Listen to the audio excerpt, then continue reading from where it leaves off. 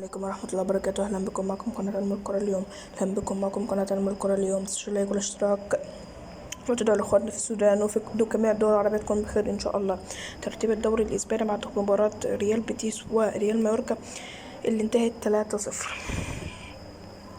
طيب نتكلم على نتكلم على ماتش برشلونة وإلتشي اللي انتهت 3-1 لبرشلونة، وبرشلونة كسب مباراة كبيرة جدا من لعيبة برشلونة، ويمين يامال رجع لمستوى مرة أخرى واللعيبة رجعت لمستواها مرة أخرى.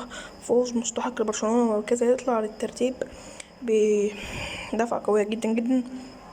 كل أحرز أهداف برشلونة كل من لامين يامال، فيران توريس وماركوس وراشفورد جاب جولين ولكن جول اوفسايد.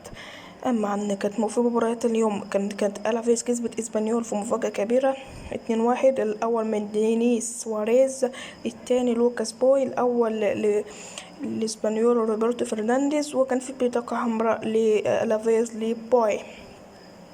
اما عن ليفانتي فانتهت 2-1 والإهداء 2-1. إيتا يونج ضيع ضربة جزاء اللي هو في هدافين الدوري، وأكثر من نيرا جاب جون، والتعادل من إيريغا ورومان يجيب الهدف الثاني، وهكذا يفوز سيلتا فيجو.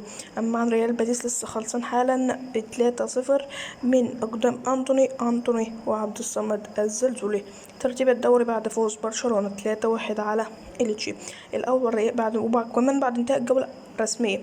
بعد الجولة 11 كده كله لعب 11. ريال مدريد الأول ب30 نقطة، الثاني برشلونة ب25 نقطة، الثالث فياريال ب23 نقطة، الرابع اتلتيكو مدريد ب22 نقطة، الخامس ريال بيتيس ب19 نقطة، السادس اسبانيول ب18 نقطة، السابع ختافي ب17 نقطة، الثامن الافيس ب15 نقطة، التاسع إليتش ب14 نقطة، العاشر ريال فايكانو ب14 نقطة.